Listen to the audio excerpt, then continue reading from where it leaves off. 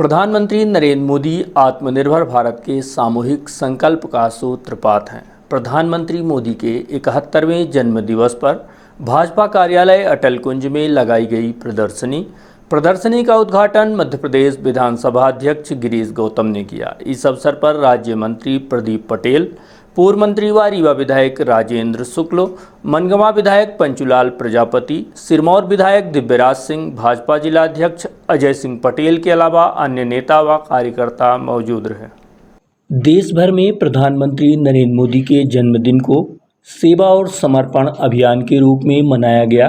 प्रधानमंत्री नरेंद्र मोदी के जन्मदिवस के अवसर पर 17 सितंबर से लेकर आगामी 7 अक्टूबर तक पूरे देश भर में विभिन्न प्रकार के आयोजन किए गए।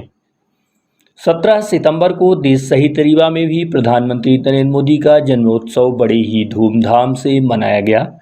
प्रधानमंत्री के जन्मोत्सव को लेकर भाजपा कार्यालय अटल कुंज में नमो प्रदर्शनी का भी आयोजन किया गया। 17 सितंबर को प्रधानमंत्री नरेंद्र मोदी के जन्मदिवस पर सुबह से ही भारतीय जनता पार्टी ने भारत भर में सेवा समर्पण अभियान शुरू कर दिया।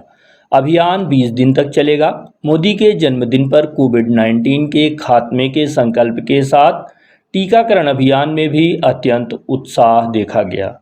भारत जैसे विशाल और अनेकता में एकता के सिद्धांत और मूल मंत्र के आधार पर चलने वाले दुनिया के सबसे बड़े लोकतांत्रिक देश में नरेंद्र मोदी ने पिछले पूरे 20 वर्षों में मुख्यमंत्री और उसके बाद प्रधानमंत्री जैसे सर्वोच्च संवैधानिक पद पर बहुत मजबूती के साथ आसीन रहे हैं। एक भी दिन का गैप नहीं है। लोकतंत्र यानी जनता द्वारा चुने गए तंत्र में यह बहुत बड़ी उपलब्धि है। मोदी के विरोधियों को भी यह बात तो माननी ही पड़ेगी। यह उपलब्धि सिर्फ और सिर्फ राजनीतिक कुशलता के बूते ही नहीं हासिल हुई, बल्कि इसके लिए व्यक्तित्व का बहुआयामी होना बहुत आवश्यक है। अभी कम से कम 2024 तक यानी अगले 3 साल तक मोदी भारत के प्रधानमंत्री रहने ही वाले हैं।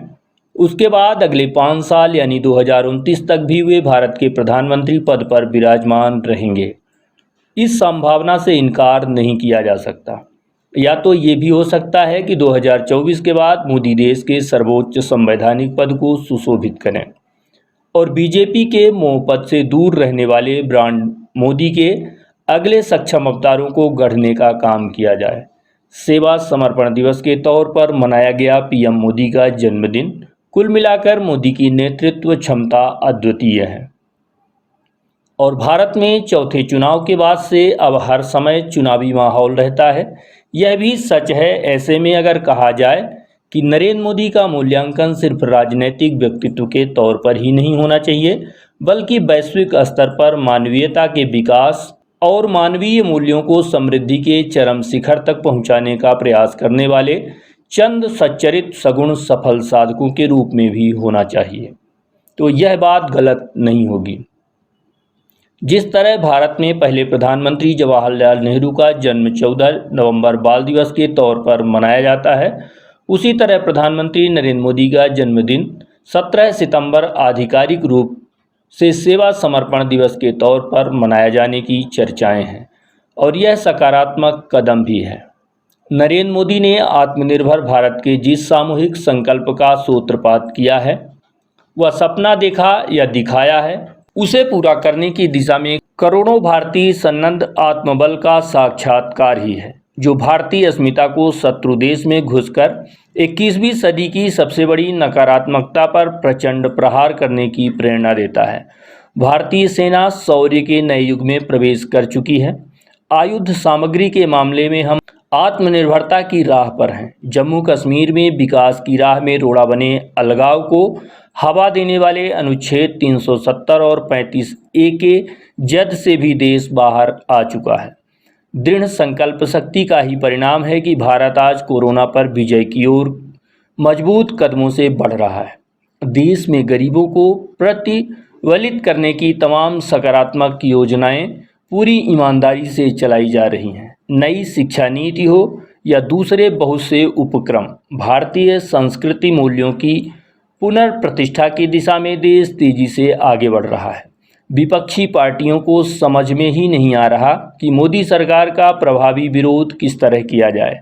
ऐसे में फौरी तौर पर भले ही लग रहा हो कि कथित किसान आंदोलन जैसे जमावड़े मोदी सरकार के लिए बड़ी चुनौती साबित हो सकते हैं, लेकिन आखिरी तौर पर मोदी नीति की ही विजय होगी, क्योंकि भारतीय संस्कृति का हर मूल्य, हर कथानक यही सिद्ध करता है, अंत में सच्चाई की ही जीत होती है। भारतीय अस्तित्व बोध में कोई ऐसी कहानी है ही नहीं जिसके अंत में खलनायक जीतता हो, फिर वह भले ही व्यक्ति के रूप में हो या विचार के रूप में या फिर परिस्थितियों के रूप में।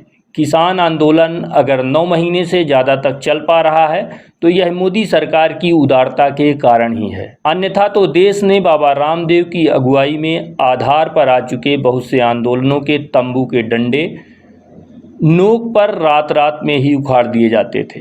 ऐसे देश के यशस्वी प्रधानमंत्री नरेंद्र मोदी का जन्मदिन बड़े ही हर्षोल्लास के साथ देश प्रदेश सहित रीवा में मनाया गया।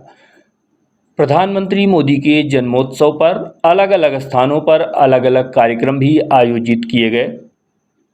वहीं रीवा में भाजपा कार्यालय में नमो प्रदर्शनी का भी आयोजन किया गया। अभियान इसका नाम दिया गया, क्या बात करेंगे?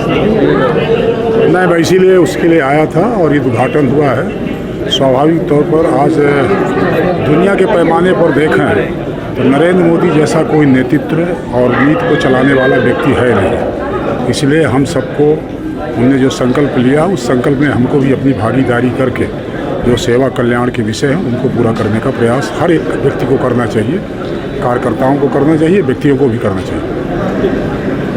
इसका नाम दिया गया सेवा और समर्पण, इसका क्या उद्देश्य है और किस तरीके से काम करेगी? भारतीय जनता पार्टी द्वारा पूरे देश भर में विश्व के सबसे लोकप्रिय नेता हमारे देश के प्रधानमंत्री नरेंद्र मोदी जी की 71वें जन्मदिवस के उपलक्ष्य में 17 सितंबर से 7 अक्टूबर तक सेवा और समर्पण अभियान चलाया जा रहा है। उस सेवा और समर्पण अभियान के माध्यम से हम विभिन्न प्रकार के सेवा का कार्य करने जा रहे हैं। हम लोगों के अंदर समर्पण का भाव जागृत करने जा रहे हैं, जैसे कि हम नमो वन लगाएंगे, हम रक्तदान शिविर करेंगे।